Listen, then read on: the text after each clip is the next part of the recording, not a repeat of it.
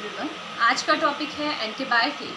तो एंटीबायोटिक होते क्या हैं? एंटीबायोटिक बेसिकली वो सब्सटेंस होते हैं जो यूज़ होते हैं टू किल और inhibit the growth of any micro organism. तो ये बेसिकली क्या करते हैं, आपके किसी भी माइक्रो ऑर्गेनिज्म की ग्रोथ को या तो इनहिबिट कर देंगे या फिर उस माइक्रो ऑर्गेनिज्म को किल करेंगे। और इसी के अकॉर्डिंग इन्हें क्लासीफाई किया जाता है इंटू टू टाइप्स।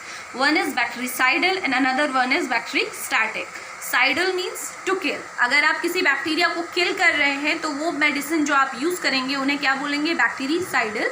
और वहीं दूसरी ओर अगर आप किसी माइक्रो ऑर्गेनिज्म की ग्रोथ को इनहिबिट कर रहे हैं तो उसे आप क्या बोलेंगे, बैक्टीरियोस्टैटिक। तो ये क्या है, आपका स्पेक्ट्रम ऑफ एक्टिविटी से बोलते हैं।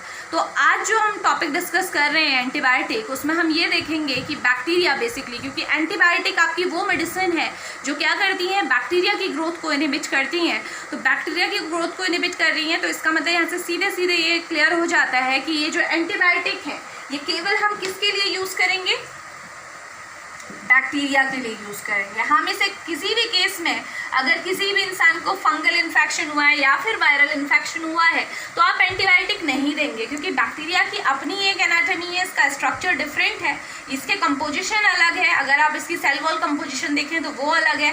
फंजाई और वायरल की अपनी कंपोजिशन है। तो इसीलिए एंटीबायोटिक बेसिकली वो सब्सटेंस है जो किसी बैक्टीरिया की ग्रोथ को इनहिबिट करेंगे या फिर उसे किल करेंगे, ठीक है। और आज हम ये देखने वाले हैं कि ये एंटीबायोटिक्स जो होते हैं आपके कितने मैकेनिज्म के अकॉर्डिंग इस बैक्टीरिया की ग्रोथ को इनहिबिट या इस बैक्टीरिया को किल कर सकते हैं। तो फर्स्ट हम स्टार्ट करते हैं with the classification of bacteria, कि बैक्टीरिया कितने टाइप के होते हैं। तो फटाफट से इसे क्लासीफाई करते हैं। तो bacteria according to their shape हम क्लासीफाई कर सकते हैं into 4 types. First type is cocci.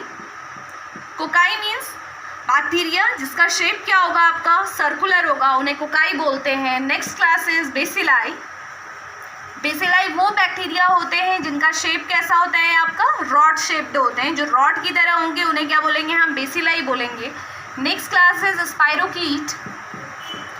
Spirochaete as the name suggest, spiro means spiral, तो ये कैसे होंगे, आपके स्पाइरल होंगे इस तरीके से, ठीक है। And the last class is pleomorphic. This one is the last class, pleomorphic. तो प्लियोमॉर्फिक बेसिकली कैसे सब्सटेंस होते हैं जो कि इर्रेगुलर शेप्ड होते हैं, इनका कोई पर्टिकुलर शेप नहीं होता है, ठीक है, ये इर्रेगुलर होते हैं बिल्कुल, इस तरीके से आप इन्हें बना सकते हैं। तो ये है आपके प्लियोमॉर्फिक। अब वन बाय वन फटाफट से इनके टाइप्स हम डिस्कस कर लेते हैं। जैसे कोकाई है, देखो कोकाई का फर्दर आप क्लासिफिकेशन कर सकते हैं। अगर ये जो आपको एक कोकाई दिख रहा है, अगर ये इस तरीके से हो, दो आपस में जॉइंट हो, कॉन्जॉइंट फॉर्म में हो, तो इसे क्या बोलते हैं हम, डिप्लोकोकस। डिप्लोकोकस। अगर ये क्या है, आपके चेन लाइक स्ट्रक्चर में है इस तरीके से, तो ये क्या है आपका, streptococcus. Streptococcus. And the last class, अगर ये कैसे हैं आपके, if they are arranged in the bunch like grapes, then they are called as staphylococcus.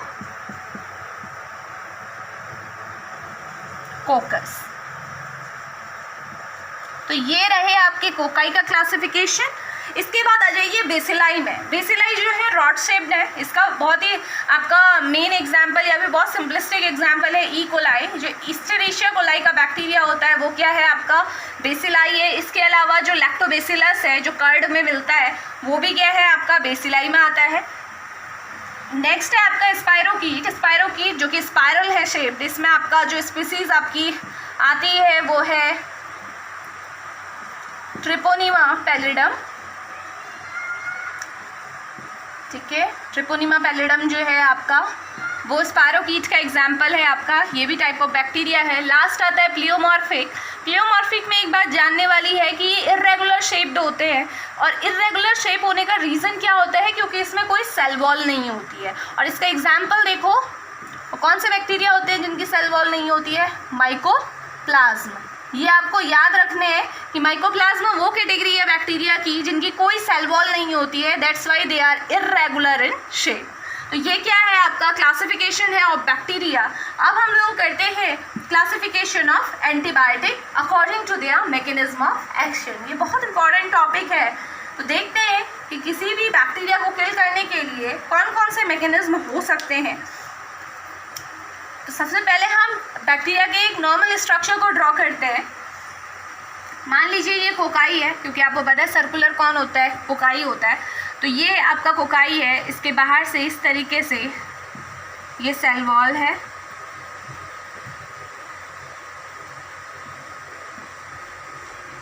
और हमेशा ध्यान रखेंगे जो बैक्टीरिया की सेल वॉल होती है वो एक स्पेसिफिक टाइप के आपके शुगर से मिलके बनती है, जिसको आप बोलते हैं पेप्टाइडोग्लाइकेन। और पेप्टाइडोग्लाइकेन की जो खासियत है वो क्या होता है, उसमें 2 यूनिट होती है, नैम और नेग यूनिट, जो हम डिटेल में आप पढ़ सकते हैं। सेल वॉल सिंथेसिस का एक अलग से वीडियो बना है, आप उसमें देख सकते हैं, क्योंकि इसमें आप बिल्कुल स्पेसिफिक होके चलेंगे, क्योंकि पूरा आपने मैकेनिज्म इसमें हमने डिस्कस करने हैं। तो ये आपकी क्या है, सबसे पहले इसमें स्ट्रक्चर देख लेते हैं कौन कौन से हमारे पास अवेलेबल हैं। सबसे आउटर जो स्ट्रक्चर है ये है सेल वॉल, ठीक है। ये क्या है अंदर की, सेल मेम्ब्रेन। और क्या है ऐसा जो इम्पॉर्टेंट होता है इस स्ट्रक्चर में, ये है न्यूक्लियस। और न्यूक्लियस के अंदर इस तरीके से आप जानते हैं कंडेंस फॉर्म में, सर्कुलर फॉर्म में क्या रहता है आपका, डीएनए रहता है। तो ये 3 चीज़ें हैं, देखो 3 मेन कंपोनेंट हैं किसी भी बैक्टीरिया के, जिस पे काम करके जिनके साथ इंटरफेयर करके हम बेसिकली किसी भी बैक्टीरिया को किल कर सकते हैं या फिर इनहिबिट कर सकते हैं। तो अब 1 बाय 1 हमें ये देखना है कि कौन सी मेडिसिन ऐसी हैं जो सेल वॉल पे काम करती हैं, कौन सी ऐसी हैं जो मेम्ब्रेन पे काम करती है, और कौन सी ऐसी हैं जो डीएनए पे काम करती है। तो इसे हम लोग स्टार्ट करते हैं। सबसे पहले आ जाते हैं सेल वॉल पे, ठीक है। सेल वॉल पे कौन सी मेडिसिन, देखो बेसिकली सेल वॉल की सिंथेसिस कैसे होती है ये आप डिटेल में आप सेल वॉल सिंथेसिस के लेक्चर में आप देख सकते हैं, बट अभी फ़िलहाल के लिए सेल वॉल सिंथेसिस को हमें क्या करना है, इनहिबिट करवाना है। तो सबसे पहली कैटेगरी जो मेडिसिन की बनेगी वो क्या है, सेल वॉल सिंथेसिस इनहिबिटर। ये वो मेडिसिन होंगी जो सेल वॉल को बनने से रोकेंगी, ठीक है। और सेल वॉल को बनाने के लिए देखो डिटेल में बाद में देखेंगे, बट फिलहाल के लिए जो आपको इम्पॉर्टेंट बात ध्यान रखनी है, सेल वॉल में जो ये क्रॉस लिंकिंग आपको दिख रही है ना ब्लैक कलर की लाइनिंग से, ये किसकी वजह से होती है, एक एंजाइम होता है, बहुत इंपॉर्टेंट एंजाइम है, ट्रांसपेप्टाइडेज, and this enzyme is responsible for this cross linking. जो क्रॉस लिंकिंग हो रही है सेल वॉल के बीच में, सेल वॉल के कंपोनेंट के बीच में, इनमें से एक नैम होगा एक नैग होगा, दोनों ही शुगर होती हैं। तो ये आप देख सकते हैं। तो ट्रांसपेप्टाइडेज आपका वो एंजाइम है। तो ये मेडिसिन जो सेल वॉल सिंथेसिस इनहिबिटर हैं, ये ट्रांसपेप्टाइडेज एंजाइम को क्या करेंगी, इनहिबिट करेंगी। तो इसके अंदर कौन कौन सी मेडिसिन आती हैं वो ज़रा नोट कर लेते हैं। देखिए कौन कौन सी मेडिसिन है, penicillin, first antibiotic discovered by Alexander Fleming. Next one is cephalosporin. ये पूरी आपकी कैटेगरी है मेडिसिन की। इनका फर्दर क्लासिफिकेशन आप देखेंगे, first generation, second, third and fourth generation. Next one is vancomycin, bacitracin. तो ये आपकी क्या है, वो मेडिसिन है जो कहाँ पे काम करेंगी, आपकी बेसिकली सेल वॉल पे काम करेंगी। और इसी के साथ एक आपने अगर इम्यूनोसप्रेसेंट में आपने देखी हो साइक्लोस्पोरिन, साइक्लोस्पोरिन भी आपकी इसी कैटेगरी में आती है, ठीक है। तो ये आपकी मेडिसिन है जो सेल वॉल सिंथेसिस को इनहिबिट करेंगी। नेक्स्ट आ जाइए, सेल वॉल पे काम हो गया, ठीक है। अब आ जाइए सेल मेम्ब्रेन पे। अब वो मेडिसिन हमने देखनी है जो किस पे काम करने वाली है, सेल मेम्ब्रेन पे काम करने वाली है, क्लास 2। तो ये कौन सी मेडिसिन होंगी, बेसिकली क्या होता है, देखो सेल मेम्ब्रेन का काम क्या होता है। ये जो सेल मेम्ब्रेन आपको दिख रही है इसका काम क्या होता है, ये बेसिकली क्या करती है, एक परमेबिलिटी प्रोवाइड करती है, नो डाउट, स्पेसिफिक चीज़ों को अंदर आने देती है और बाहर जाने देती है। तो सेल मेम्ब्रेन की इंटीग्रिटी बहुत इंपॉर्टेंट है। अगर और सेल मेम्ब्रेन किससे बनी हुई है, सेल मेम्ब्रेन टोटली आपकी किससे मिलके बनी हुई है, आपकी प्रोटीन से, ठीक है। प्रोटीन से आपकी सेल मेम्ब्रेन बनी हुई है। ऑल्दो इसमें आपका क्या है, लिपिड भी प्रेजेंट है, बट प्रोटीन आपका मेजर चैनल फॉर्म करता है। तो देखते हैं, देखो ये जो डीएनए है आपका, ठीक है, डीएनए से अल्टीमेटली अगर पूरी प्रोसेस आपने पढ़ी हो जो हम अभी नेक्स्ट में पढ़ने वाले हैं, डीएनए से ही क्या होता है आपका एमआरएनए बनता है, और एमआरएनए से ही क्या बनती है आपकी प्रोटीन बनती है। वही प्रोटीन क्या होती है, ये सेल मेम्ब्रेन बनाती है। अब आप ये सोचिए, अगर किसी भी वजह से जो डीएनए प्रोटीन बना रहा है वो गलत प्रोटीन बनाने लग जाए तो क्या होगा, जो प्रोटीन बनेगी, जो मेम्ब्रेन में प्रोटीन आएगी वो भी क्या होगी, आपकी मिसकोडेड आपकी क्या होगी, प्रोटीन होगी। देखो ये पूरा ब्लू से आपको दिख रहा है, ये पार्ट आपका क्या है, ब्लैक है, जो डिनोट कर रहा है कि यहाँ पे जो प्रोटीन इंसर्ट हुई है वो क्या है, रॉन्ग प्रोटीन है। तो इस रॉन्ग प्रोटीन की वजह से क्या होगा, आसानी से जो सेल के अंदर का साइटोप्लाज्म है, जो ऑर्गेन, अगर जो भी चीज़ के अंदर प्रेजेंट है वो आसानी से कहाँ पर चली जाएंगी, बाहर चली जाएंगी। अगर सेल का पूरा कंटेंट ही बाहर चल जाए तो बैक्टीरिया की कोई एग्जिस्टेंस है नहीं है। तो यही इसका मैकेनिज्म होता है। तो सेकंड जो आपकी आती है वो देखें, सेल मेम्ब्रेन लीकेज, यानी कि जो सेकंड कैटेगरी की मेडिसिन होंगी वो क्या करेंगी, सेल मेम्ब्रेन की क्या कर देंगी, लीकेज करवा देंगी। और लीकेज के लिए जो मैकेनिज्म होगा वो क्या होगा आपका, मिसकोडिंग ऑफ mRNA, क्योंकि आपको पता होगा, अभी हम लोग देखो आगे डिस्कस करते हैं कि जो डीएनए से mRNA बनता है, फिर वो mRNA से ही क्या बनती है, प्रोटीन बनती है। अगर वो mRNA की कोडिंग अच्छी ना हो, ठीक है, mRNA का एक स्ट्रैंड होता है, अभी मैं ये देखिए, ये है mRNA का वो स्ट्रैंड, ठीक है, डीएनए ने जो दिया था, डीएनए से जो mRNA बना, मान लो वो ऐसा था, ठीक है, ये है वो स्ट्रैंड, ठीक है, दिस वन इज mRNA जो मैसेज लेके जा रहा है, ठीक है। तो ऑब्वियसली इस स्ट्रैंड में क्या होंगे, बेस पेयर्स होंगे। तो बेस पेयर्स के नाम लिख लेते हैं, चलो रैंडमली कुछ भी लिख लीजिए आप, CAGTAGC,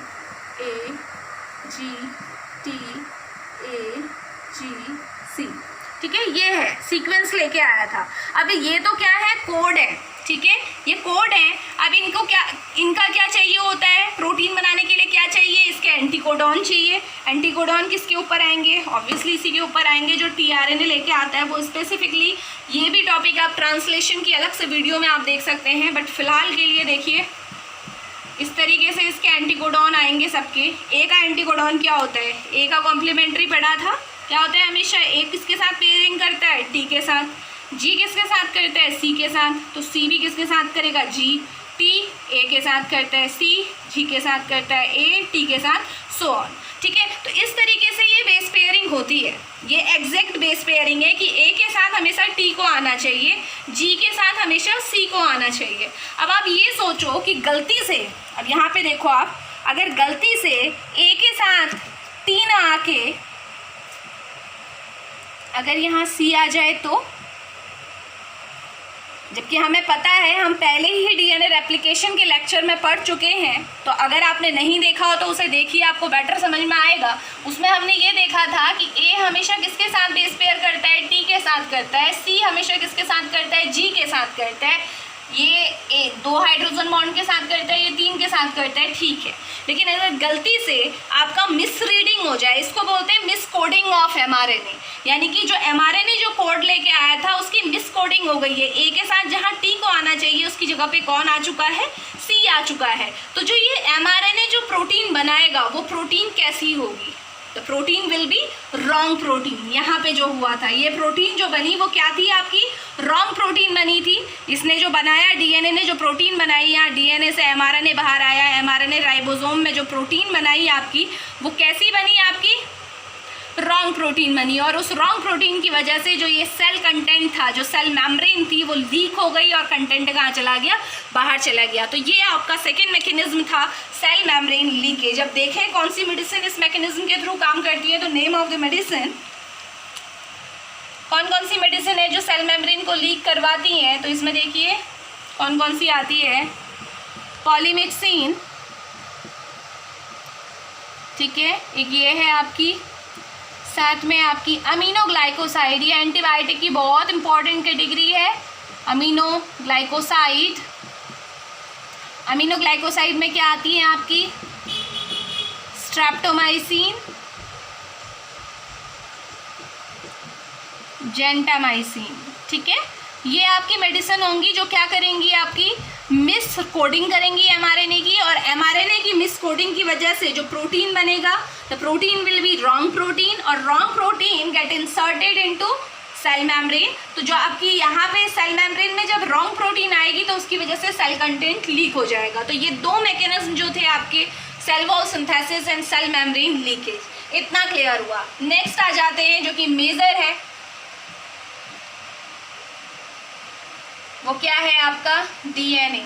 आप देखते हैं डीएनए पे कौन सी मेडिसिन ऐसी हैं जो डीएनए पे काम करके आपका क्या करने वाली है, अपना एक्शन दिखाने वाली है या बैक्टीरिया को किल करने वाली है। तो डीएनए में देखो दो चीज़ें आती हैं, एक तो आता है आपका ऐसी मेडिसिन जो क्या करेंगी, ये कौन सी कैटेगरी हम पढ़ रहे हैं, थर्ड कैटेगरी, ठीक है। ये कौन सी कैटेगरी है आपकी, जो क्या करने वाली है, इंटरफेयर विद, ये हमारा थर्ड मैकेनिज्म है, इंटरफेयर विद डीएनए सिंथेसिस। चलिए डीएनए की सिंथेसिस के साथ इंटरफेयर कर लीजिए।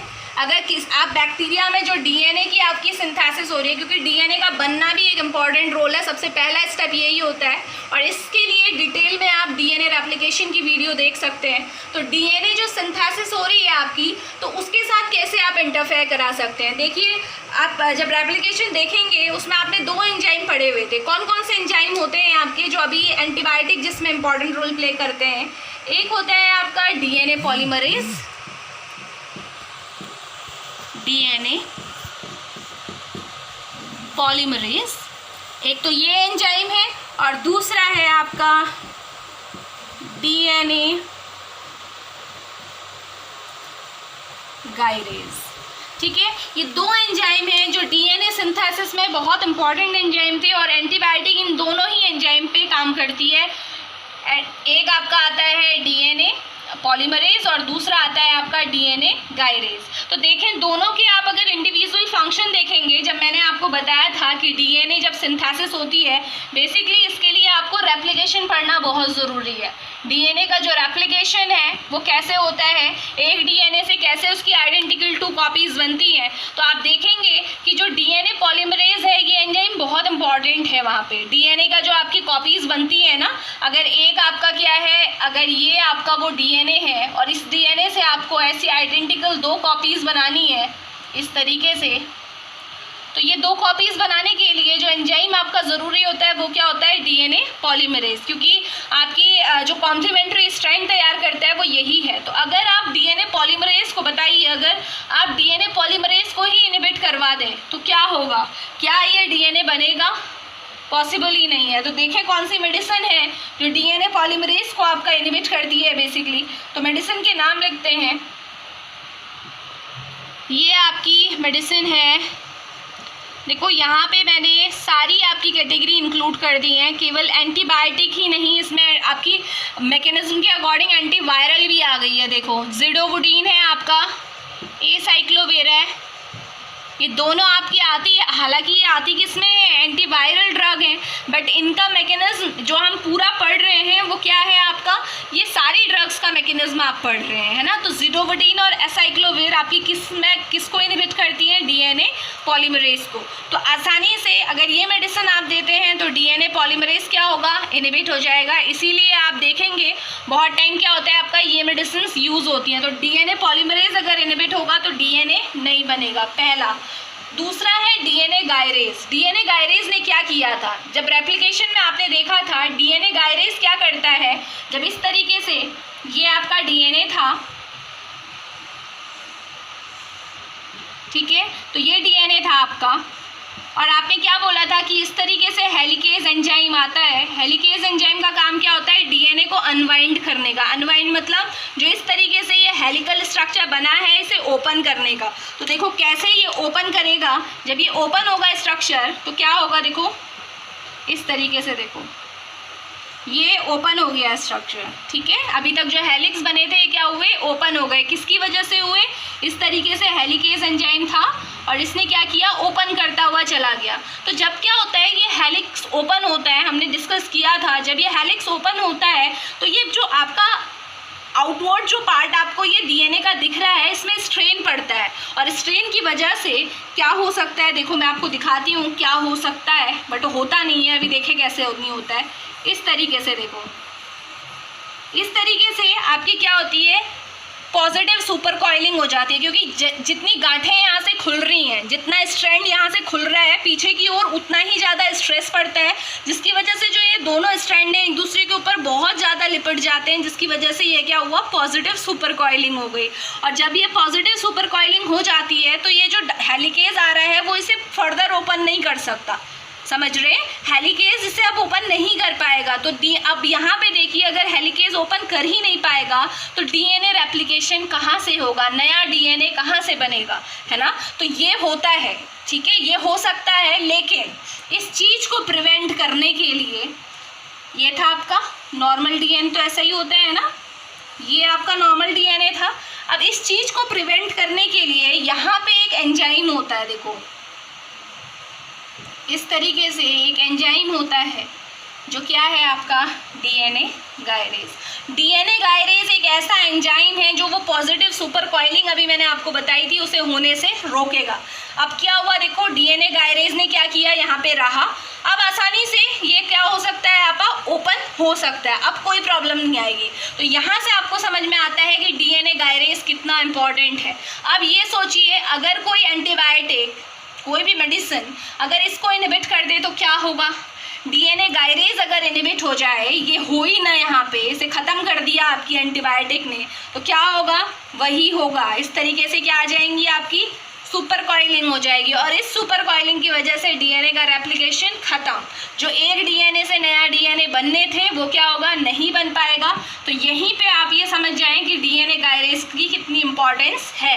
तो डीएनए गायरेज को इनहिबिट करने वाली दवाइयों के नाम फटाफट से लिख लेते हैं कि कौन सी आपकी मेडिसिन है जो डीएनए गायरेज को इनहिबिट करती है। तो उसमें आपकी बहुत स्पेसिफिक कैटेगरी आती है फ्लोरोक्विनोलॉन्स, फ्लोरोक्विनोलॉन्स। इसमें कौन कौन सी आती हैं, बहुत आपकी क्या है मेडिसिन ऐसी हैं, बहुत पॉपुलर मेडिसिन है, जैसे सिप्रोफ्लॉक्सासिन है, आपकी ओफ्लॉक्सासिन है, ठीक है, गैटिफ्लॉक्सासिन है, मॉक्सीफ्लॉक्सासिन है, मतलब फ्लॉक्सासिन कैटेगरी, सिप्रो आपने सबने नाम सुना है, बहुत फेमस मेडिसिन है आपकी। तो ये आपकी क्या है, वो दो आपकी एंजाइम है जिसकी हेल्प से आप डीएनए सिंथेसिस को इनहिबिट करवा सकते हैं। अगर इन दोनों को इनहिबिट कराओगे तो डीएनए सिंथेसिस खुद ब खुद क्या हो जाएगी, इनहिबिट हो जाएगी। नेक्स्ट फोर्थ कैटेगरी, ठीक है, अब आ जाते हैं फोर्थ कैटेगरी में। और फोर्थ कैटेगरी बेटर रहेगा कि पहले इसे समझें और वहीं से हम कनेक्ट कर देंगे। देखो अब आ जाओ, यहाँ से डीएनए है ये आपका, ठीक है, डीएनए से क्या बनता है, डीएनए से क्या बनेगा आपका, एमआरएनए बनता है, मैसेंजर आरएनए, ठीक है, डीएनए से क्या बनता है, मैसेंजर आरएनए। इस प्रोसेस को क्या बोलते हैं, जब डीएनए से मैसेंजर आरएनए बनता है, इसको बोलते हैं ट्रांसक्रिप्शन, बोलते हैं ट्रांसक्रिप्शन। ये भी आप डिटेल में ट्रांसक्रिप्शन में देख सकते हैं वीडियो में। तो डीएनए से जो आरएनए एमआरएनए बना, ट्रांसक्रिप्शन हुआ, उसके लिए बहुत स्पेसिफिक एक एंजाइम ज़रूरी होता है। उस एंजाइम का नाम यहाँ पे हम लिख लेते हैं आरएनए पॉलीमरेज। आरएनए पॉलीमरेज वो एंजाइम है जो डीएनए से एमआरएनए बनाता है, यही एकमात्र एंजाइम है जो यूज़ होता है। और ट्रांसक्रिप्शन की प्रोसेस यही है, डीएनए से एमआरएनए बनना। डीएनए ने क्या किया, एमआरएनए को बना दिया। अभी हमने एमआरएनए बताया था मैंने क्या होता है, यही वो सीक्वेंस था जिसमें आपके क्या थे, इस तरीके से कोडॉन्स थे, ठीक है, रैंडमली ए, जैसे भी आपको लिखना है आप लिख सकते हैं, GCTA, ठीक है। तो ये क्या है, आपका एमआरएनए बन गया, ठीक है। अब ये एमआरएनए कहाँ जाता है आपका, इस एमआरएनए से क्या बनता है, ये एमआरएनए आपके राइबोसोम में जाता है। इस तरीके से जब ये एमआरएनए गया,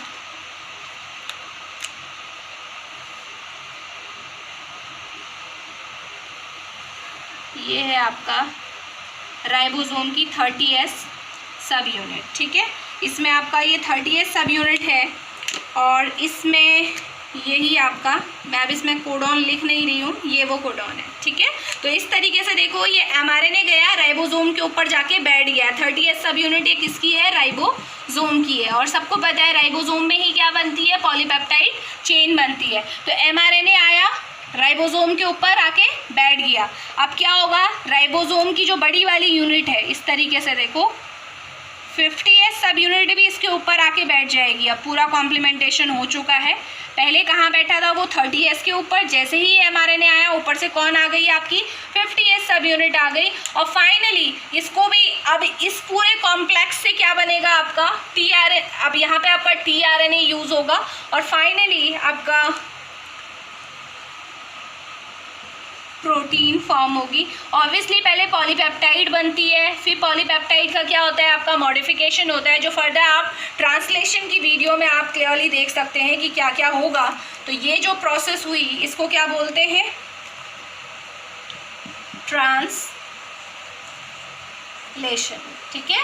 ट्रांसलेशन हुआ। इस राइबोसोम ने क्या बना दिया? राइबोसोम के अंदर जो आपका mRNA गया था, mRNA कहाँ से आया था? DNA से आया था। mRNA यहाँ गया और mRNA ने यहाँ पे जाने के बाद क्या हुआ? tRNA अपने साथ इस तरीके से होता है, देखो ये tRNA है, अपने साथ क्या करेगा? एंटीकोडॉन लेके आएगा। मान लो ये क्या थे? इसको यहाँ से हटा देते हैं। अगर ये थे आपके A C G, तो ये क्या लेके आएगा? A का कॉम्प्लीमेंट्री क्या होता है? T, C का कॉम्प्लीमेंट्री G, G का C, तो ये tRNA आएगा। इसके ऊपर क्या करेगा? इस तरीके से आएगा, देखो ये आया और इसके कॉम्प्लीमेंट्री यहाँ पे इसने कर दी है T G C, ठीक है। मैंने इस तरीके से लिखा है, यहाँ पे क्लियरली आपको दिख रहा है TGC। इस तरीके से tRNA ने इसे दिया, इसके आगे वालों को भी देगा और करते करते सबकी क्या हो जाएगी? आपकी ये कोडॉन के एंटीकोडॉन ऊपर आ जाएंगे और फाइनली आपकी एक पॉलीपेप्टाइड चेन तैयार हो जाएगी। फिर उसमें मॉडिफिकेशंस होते हैं, ये सारा आप ट्रांसलेशन की कंप्लीट वीडियो में देख सकते हैं। तो ओवरऑल आपका ये हुआ, ठीक है। क्या हुआ? DNA से mRNA बना, प्रोसेस को क्या बोला? ट्रांसक्रिप्शन। और mRNA से जो प्रोटीन बनी उसे क्या बोला? ट्रांसलेशन। अब ये चीज़ मैंने आपको क्यों बताया, ये भी इम्पॉर्टेंट है कि ये यहाँ पे डिस्कस क्यों किया गया है, इसे थोड़ा सा देख लेते हैं। अब देखो 3 कैटेगरी हमारी हो गई थी मेडिसिन की, अब आ जाते हैं 4th कैटेगरी में, ठीक है। तो देखो DNA से जो mRNA बन रहा है वो किसकी प्रेजेंस में बन रहा है? RNA पॉलीमरेज की प्रेजेंस में। तो अगर ट्रांसक्रिप्शन पे काम करना है हमें, ठीक है, तो अगर RNA पॉलीमरेज के इनहिबिटर दे दो तो क्या होगा? अगर RNA पॉलीमरेज ही ना रहे तो क्या होगा? DNA से कभी mRNA बन पाएगा? बनेगा ही नहीं ना। तो इसीलिए 4th कैटेगरी क्या है? RNA polymerase inhibitor. और इसको ना अगर आपको वैसे लिखना है तो आप ऐसे भी लिख सकते हैं। ये क्या है आपका? DNA function inhibitor. ये DNA का ही तो काम था। DNA का क्या काम था? mRNA बनाने का। और अगर DNA mRNA नहीं बना पा रहा है, वो उसका फंक्शन है ना, तो आप या तो बोलिए RNA पॉलीमरेज इनहिबिटर या फिर DNA फंक्शन इनहिबिटर। तो कौन सी ऐसी मेडिसिन होती हैं जो बेसिकली यहाँ पे काम करती हैं, जो इसके आपके क्या करती हैं? आप बोल सकते हैं कि DNA के फंक्शन को इनहिबिट करती हैं, RNA पॉलीमरेज एंजाइम को इनहिबिट करती हैं। तो इस कैटेगरी में आपकी जो मेडिसिन आती है वो नोट कर लीजिए, रिफैम्पिसिन, ठीक है। रिफैम्पिसिन बहुत ही पॉपुलर मेडिसिन है। ये आपकी ट्यूबरक्लोसिस में भी यूज़ होती है, जो TB होता है उसमें भी यूज़ होती है, लेप्रोसी के ट्रीटमेंट में से यूज़ करते हैं। तो मल्टीपल फंक्शन है रिफैम्पिसिन के। तो ये आपकी 4th कैटेगरी ऑफ एंजाइम है जो है DNA फंक्शन इनहिबिटर। अब आ जाते हैं आपकी 5th कैटेगरी में।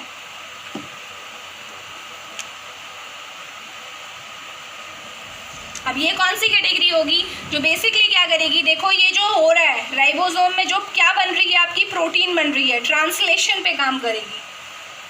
ऐसी मेडिसिन जो ट्रांसलेशन होने से रोकेगी, क्योंकि आप यहाँ पे देख रहे हैं ट्रांसलेशन किस वजह से हो रहा है। देखो ट्रांसलेशन में 2 चीज़ें हैं। एक तो क्या है, ये आपका mRNA अपनी जगह पे बैठा है या नहीं बैठा है, ये 30S सब यूनिट और 50S सब यूनिट, ये बहुत ज़्यादा ज़रूरी है।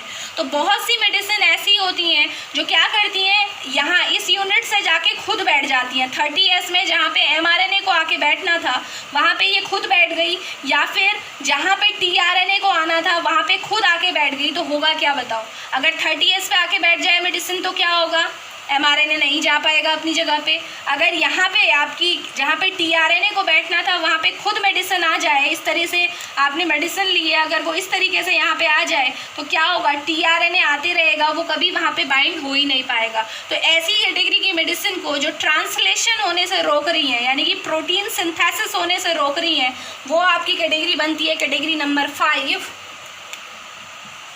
प्रोटीन सिंथेसिस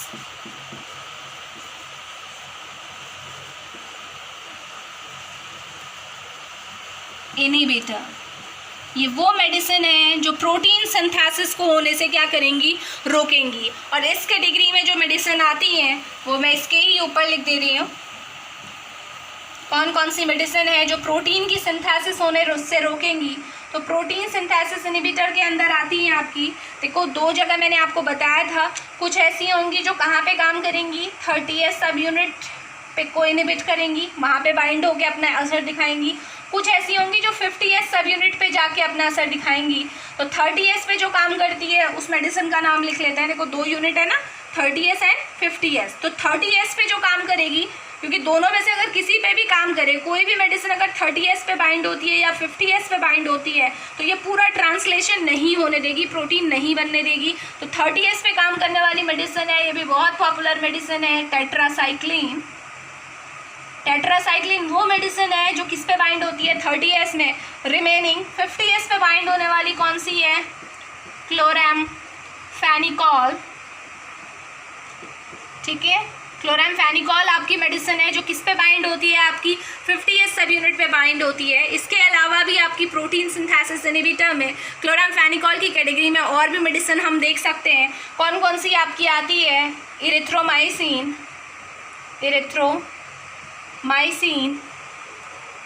क्लेंडामाइसिन, एजिथ्रोमाइसिन, बहुत सारी कैटेगरी की मेडिसिन है। तो 30S में बाइंड करने वाली केवल टेट्रासाइक्लिन है, 50S की बाकी हैं। ठीक है, क्लोरामफेनिकॉल है, इरिथ्रोमाइसिन हो गया, क्लेंडामाइसिन हो गया, सो ऑन। तो ये आपकी क्या है, 5th कैटेगरी है जो प्रोटीन सिंथेसिस को क्या करेगी, इनहिबिट करेगी, प्रोटीन को नहीं बनने देगी। इसके अलावा जो आपका ये आपके मैकेनिज्म कंप्लीट हुए, इसके अलावा एक कैटेगरी आपकी रह रही है, वो मैं अलग से आपको बता देती हूँ, हालांकि वो DNA से ही रिलेटेड है तो यहीं पे उसे कंप्लीट कर लेते हैं।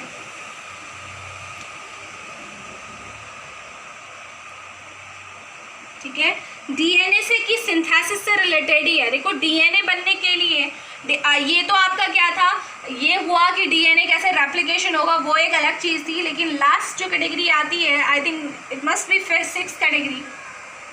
6th कैटेगरी देखते हैं, ये है इंटरफेयर विद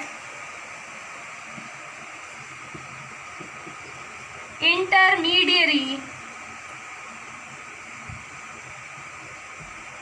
मेटाबॉलिज्म। तो ये वो कैटेगरी है जो कुछ ना कुछ इंटरमीडिएट्स को इनहिबिट करती है। आप डायरेक्टली ये नहीं कह रहे हो हाँ DNA के साथ ही ये इंटरफेयर करेगी, बट कैसे करेगी, इंटरमीडिएट्स के मेटाबॉलिज्म को इनहिबिट करेगी। इसे समझते हैं इंटरमीडिएट का मेटाबॉलिज्म कैसे इनहिबिट होता है। देखो DNA को बनाने के लिए बहुत चीज़ों की ज़रूरत होती है, जिनमें से एक चीज़ है फोलिक एसिड। ठीक है, फोलिक एसिड आपको पता होना चाहिए, फोलिक एसिड एक ऐसा कंपोनेंट है जो हमारे बॉडी में नहीं बनता है, इसे हमें डाइट से ही लेना पड़ता है। ठीक है, फोलिक एसिड की बहुत ज़्यादा ज़रूरत होती है, ये DNA बनाने में हेल्प करता है। क्योंकि जब अभी मैं आगे आपको प्रोसेस बताती हूँ, तो फोलिक एसिड अगर किसी भी वजह से इस फोलिक एसिड को बनने से, आप क्या कह रहे हैं कि फोलिक एसिड आप डाइट में ही ले रहे हैं ऑल्दो, लेकिन बैक्टीरिया के केस में क्या होता है, आपका बैक्टीरिया के अंदर फोलिक एसिड बनता है। ह्यूमन और बैक्टीरिया में यही डिफरेंस है कि हमारे केस में फॉलिक एसिड हमें डाइट से लेना पड़ता है, बट बैक्टीरिया क्या करता है, फॉलिक एसिड इसके अंदर बनता है। कैसे बनता है वो आप देखिए, बाबा इसके अंदर फोलिक एसिड 2 डेरिवेटिव आपके प्रेजेंट होते हैं, पाबा। ठीक है, पाबा जो होता है आपका पैरा अमीनो बेंजोइक एसिड, पाबा क्या करता है आपका टेरिडीन के साथ कंबाइन होता है। ये बैक्टीरिया के अंदर हो रही है प्रोसेस, देखो आप पाबा टेरिडीन के साथ मिलेगा और क्या बनाएगा, डाइहाइड्रो फोलिक एसिड। क्या बना, पाबा टेरिडीन के साथ मिला और इसने क्या बना दिया, डाइहाइड्रोफोलिक एसिड। डाइहाइड्रोफोलिक एसिड से क्या बनता है आपका, टेट्रा हाइड्रोफोलिक एसिड, और इसी को हम बोलते हैं शॉर्ट फॉर्म में THFA। तो ये है आपका, देखो, और ये जो सॉरी यहाँ पे एक मिस्टेक हो गई है, ठीक हो गया, ठीक है, टेट्रा हाइड्रोफोलिक एसिड। और ये टेट्रा हाइड्रोफोलिक एसिड बहुत इंटर कन्वर्जन यहाँ पे होते हैं, ठीक है। टेट्रा हाइड्रोफोलिक एसिड जब डाइहाइड्रोफोलिक एसिड में कन्वर्ट हो रहा होता है, उसी सेम टाइम में क्या होता है आपका, थाइमिडाइलेट फॉर्म होता है, ठीक है। मैं इसी के आगे लिख दे रही हूँ कॉन्टिन्यूएशन में, थाइमिडाइलेट। और ये थाइमिडाइलेट जो होता है ये DNA बनाने में बहुत इम्पॉर्टेंट रोल प्ले करता है। तो इट मीन्स यहाँ से क्लियर हो जाता है कि कैसे आपका फॉलिक एसिड का ही मेटाबॉलिज्म हो रहा है। इंटरमीडिएट मेटाबॉलिज्म मतलब फॉलिक एसिड बन रहा है। अगर आप किसी भी तरीके से बैक्टीरिया के अंदर फॉलिक एसिड को बनने से रोक दें, क्योंकि फॉलिक एसिड कैसे बन रहा है, देखो, पाबा और टेरिडीन की प्रेजेंस में क्या बन रहा है, डिहाइड्रोफोलिक एसिड बन रहा है। और यहाँ पे एक एंजाइम यूज होता है, डाइहाइड्रोफोलेट रिडक्टेज, ठीक है, डाइहाइड्रोफोलेट रिडक्टेज, ये एंजाइम का नाम है, ठीक है। इस एंजाइम की प्रेजेंस में क्या बनता है, THFA बनता है। THFA से थाइमिडाइलेट फॉर्म होता है। जब इन दोनों का इंटर कन्वर्जन होता है तब थाइमिडाइलेट बनता है, वो एक अलग प्रोसेस है। और फाइनली वो क्या करता है, आपका थाइमिडाइलेट DNA सिंथेसिस के लिए बहुत इंपॉर्टेंट होता है। तो इसका मतलब अगर आप इस प्रोसेस को रोक दो, कैसे रोकोगे, कहाँ पे आपको दिख रहा है कि रोका जा सकता है, वो ये है पॉइंट। देखो, अगर इस एंजाइम को आप किसी भी तरीके से ब्लॉक करवा दो, अगर डाइहाइड्रोफोलेट रिडक्टेज नहीं रहेगा तो क्या DNA बनेगा, पॉसिबल है बैक्टीरिया के अंदर DNA बनना? नहीं, क्योंकि ये आपका क्या करता है, आपका THFA बनाता है। THFA क्या कर रहा है आपका, इन्हीं के दोनों जब एक दूसरे में बदलते हैं ना, जब DHFA THFA में बदलता है तब जाके आपका क्या बनता है, थाइमिडाइलेट बनता है। आपको ये ध्यान रखना है। और थाइमिडाइलेट से ही DNA बनता है। तो सिंपली आप अगर इस एंजाइम को इनिबिट करवा दें तो ये प्रोसेस हॉल्ट हो जाएगी, रुक जाएगी। तो कौन सी ऐसी मेडिसिन है जो इस एंजाइम को रोकती हैं, या इस कैटेगरी में जो मेडिसिन आती हैं, वो मेडिसिन हम उनके नाम देख लेते हैं कौन कौन सी है। बहुत इंपॉर्टेंट कैटेगरीज हैं वो भी। सल्फोनामाइड, ठीक है, सल्फोनामाइड, इसमें सल्फाएसिटाजोन वगैरह आती है, जो बर्न हो जाता है, जब जल जाता है उसमें इसी को लगाते हैं आपका, सल्फाएसिटामाइड को, इसके कंटेनर को। सल्फामिथॉक्साजोल भी आता है आपका। और कौन सी आती है, पास पैरामिनोसैलिसिलिक एसिड, ये ट्यूबरक्लोसिस के ट्रीटमेंट में यूज़ होने वाली दवाइयाँ है, जिसको अगर किसी को TB हो गया है तो उसे ये दी जाती है। नेक्स्ट आती है आपकी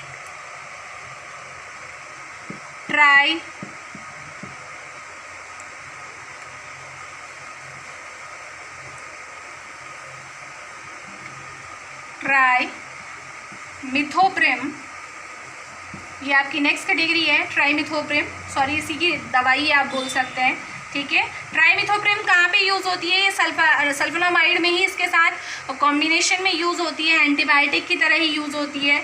एक मेडिसिन आपकी आती है पायरिमिथामाइन, ये मलेरिया में यूज़ होने वाली दवाई है, पायरिमिथामाइन। तो ये सारी मेडिसिन हैं जो किसको इनिबिट कर रही हैं, DHFR को इनिबिट कर रही हैं, डाइहाइड्रोफोलेट रिडक्टेज को इनिबिट कर रही हैं, जिसकी वजह से क्या होगा, आपका DNA फॉर्मेशन रुक जाएगी। तो ये आपकी 6th एंड लास्ट कैटेगरी थी, जिसमें आप क्या करते हैं, आप बोलते हैं कि इंटरमीडिएट मेटाबॉलिज्म के साथ आप इंटरफेरेंस शो कर सकते हैं। तो ये आपका क्या है, ओवरऑल आपका सारे मैकेनिज्म हम डिस्कस कर चुके हैं, जिसकी हेल्प से कोई भी एंटीबायोटिक, या फिर आप बोल सकते हैं इसी में बहुत सी वायरल ड्रग भी आप पढ़ चुके हैं, एंटीवायरल ड्रग या फिर एंटी फंगल ड्रग, जैसे पॉलीमिक्सिन आपने पढ़ी थी। तो ये आपकी क्या करती हैं, आपकी किसी भी बैक्टीरिया, वायरस या फंजाई की ग्रोथ को इस तरीके से आप क्या करा सकते हैं, इनहिबिट करवा सकते हैं या उसे किल कर सकते हैं। तो ये मैकेनिज्म 6 के 6 मैकेनिज्म आपको समझ में आने चाहिए किस तरीके से होता है।